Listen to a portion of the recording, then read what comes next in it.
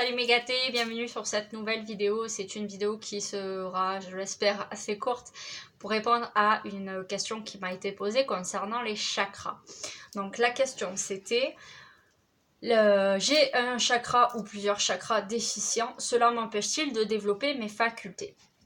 Alors je vais répondre à la question tout en décomposant et en expliquant ce que c'est que les chakras et ce que ça veut dire avoir des chakras qui dysfonctionnent. Donc un chakra, c'est un point énergétique. On en a principalement 7 sur cette ligne-ci, cette zone médiane, donc qui va partir du sommet du crâne jusqu'à l'entrejambe. Et ce sont les 7 chakras principaux. Il faut savoir que des chakras, on en a plein le corps, on en a notamment dans les mains, on en a à chaque articulation, on en a partout. Mais les 7 là sur cette ligne sont les plus importants, dans le sens où ce sont les plus faciles à observer, à ressentir, à travailler.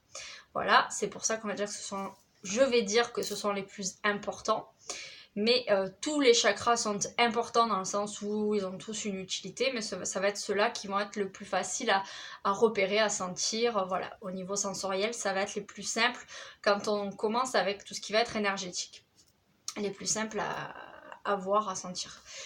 Donc, sur ces 7 chakras, il peut y en avoir des déficients. Alors, qu'est-ce que ça veut dire avoir un chakra déficient? Ça veut dire que ces points, qui sont très utiles, qui sont des points énergétiques vitaux, peuvent soit être trop ouverts ou pas assez. Les chakras, ça se représente par des genres de vortex, des genres de cônes, qui part par exemple pour le chakra du troisième œil qui est ici.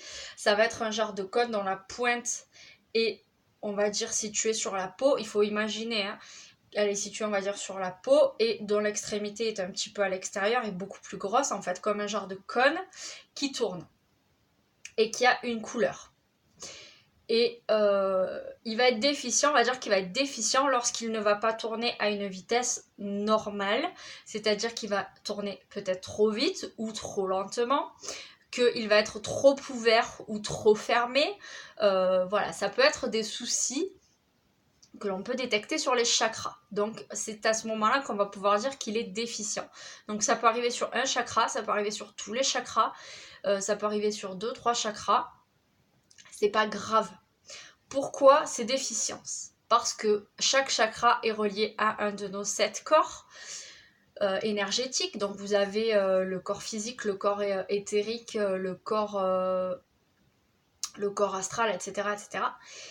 Et vous allez avoir dans tous ces corps des soucis qui vont s'insinuer. Donc les soucis, ça va être par exemple la non-acceptation de soi ou la non-acceptation d'autrui, le fait de se sentir rejeté, le fait d'être en colère. On va avoir des problèmes et en fait ça va jouer sur des chakras. Et vous allez remarquer, ou vous avez peut-être déjà remarqué, que on est plus sensible à certaines choses. C'est-à-dire que on peut être par exemple plus souvent ressentir souvent des injustices, alors que pour la même raison, votre voisin, lui, ressentira pas du tout une injustice par rapport à ça. On peut ressentir plus souvent avoir une sensation de manque d'empathie de la part des autres pour sa propre situation. Voilà, on se rend compte, chacun a sa propre vie, sa propre personnalité, qu'il y a quand même des choses qui sont récurrentes dans nos vies. On a l'impression d'être toujours mal aimé, que c'est toujours à nous qu'arrivent certains problèmes, que par exemple on a toujours des problèmes financiers, etc., etc. Et c'est des choses qui nous minent, alors qu'en fait ça se trouve on a pléthore d'autres problèmes, mais dont on tient moins compte parce que ça nous touche moins. Et en fait, c'est à ce moment-là que vous allez avoir des chakras qui vont se mettre à dysfonctionner et qu'il va falloir s'en occuper. Alors c'est pas très grave, ça ne va pas, pour revenir à la question, ça ne va pas empêcher vos facultés de se développer. Ça n'est pas totalement en relation. Vous pouvez avoir une clairvoyance, une clairaudience très claire, justement, c'est-à-dire vraiment voir les choses avec votre troisième œil, ou vraiment entendre les choses dans vos oreilles, ou vraiment avoir des images très nettes dans votre tête, et pour autant avoir des chakras qui sont fatigués, qui sont atrophiés, qui sont pas très en forme, ça n'a pas d'incidence. En fait, ce qu'il va falloir comprendre, c'est qu'il va falloir travailler sur ces chakras pour essayer de les harmoniser, déjà pour éviter de tomber malade dans la vie, dans la vie terrestre, puisque vous l'avez déjà sûrement beaucoup entendu, quand on est malade, c'est qu'on a une maladie et que le mal a dit quelque chose. Donc il va falloir essayer d'écouter le pourquoi du comment on est malade.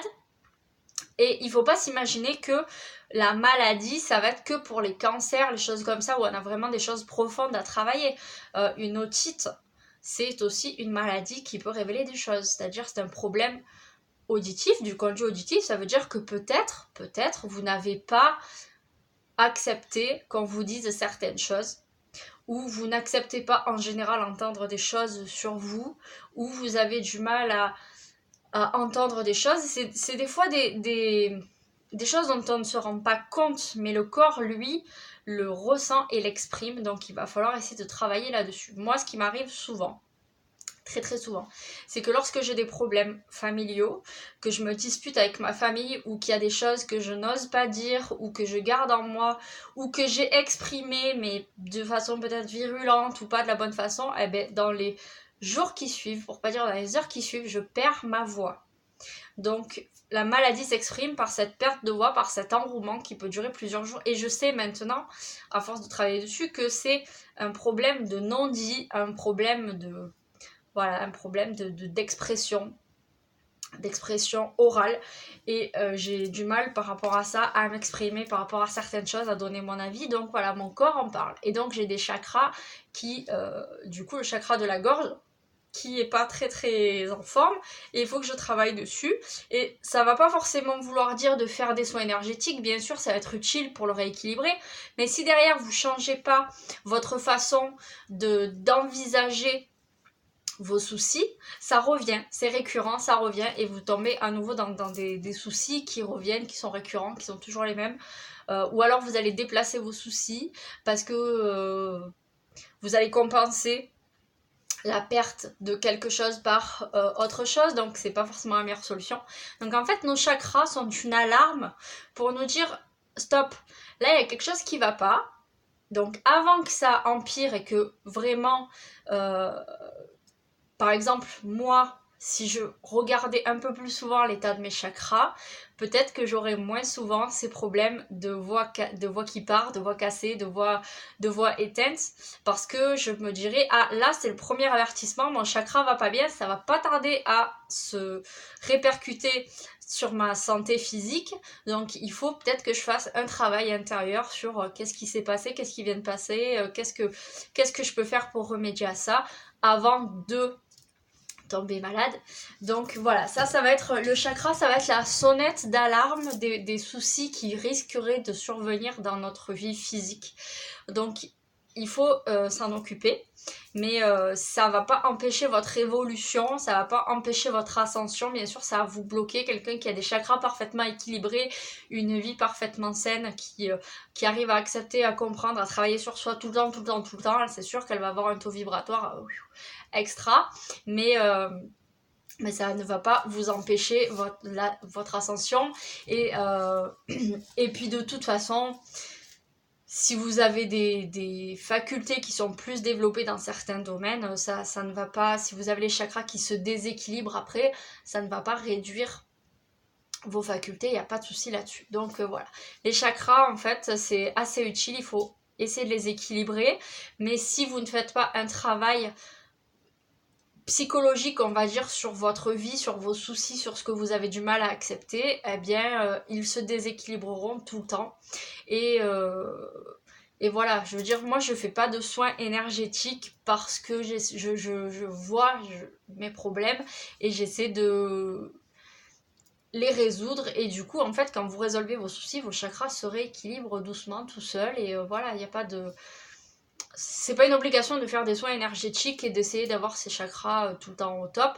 Après, il y a des gens qui, tous les matins, visualisent leurs chakras, essaient de les équilibrer, etc. Mais ça n'empêchera pas d'avoir des soucis dans la vie, parce que vous pouvez très bien avoir des chakras bien équilibrés le matin et plus du tout le soir, parce que vous avez eu une journée pourrie et qu'il s'est passé plein de choses et que vous avez crier sur vos enfants, insulter les mecs qui étaient sur la route avec vous parce que vous êtes pris la tête avec votre patron, etc. Parce qu'il vous a dit des choses que vous n'avez pas acceptées, donc voilà.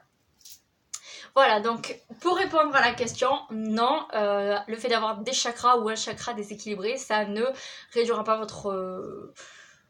vos facultés, votre faculté à développer vos facultés, mais faut juste savoir que voilà, les chakras, c'est une aide précieuse pour évoluer.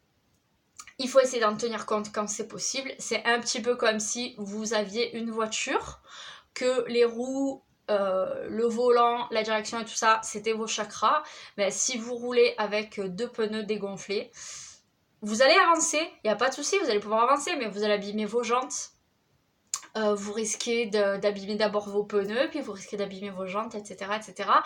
Si vous roulez avec un pneu un petit peu dégonflé, qui n'est pas crevé mais qui est un petit peu dégonflé, ben vous allez voir que vous allez avoir des problèmes, vous allez sentir que votre direction est bizarre. Si vous roulez avec vos 4 pneus sous-gonflés, eh bien vous allez consommer plus d'essence. Donc voilà, ben en fait les chakras c'est exactement pareil, c'est comme si c'était vos roues, votre volant et votre carburant. Et en fait, s'il y a un déséquilibre là-dedans, que vous faites jamais de révision, ben ça va pas vous empêcher d'avancer, ça va pas vous empêcher de rouler, mais arrivé à un moment donné, votre voiture elle risque de tomber vraiment en panne et ça risque de vous coûter très cher. Donc voilà, il faut faire attention à ça. Voilà, j'espère que j'aurai répondu à la question, que ce sera un peu plus clair pour ceux qui connaissaient pas trop les chakras. J'ai déjà fait des vidéos là-dessus. Je vous fais de gros bisous et je vous dis à très vite pour une nouvelle vidéo.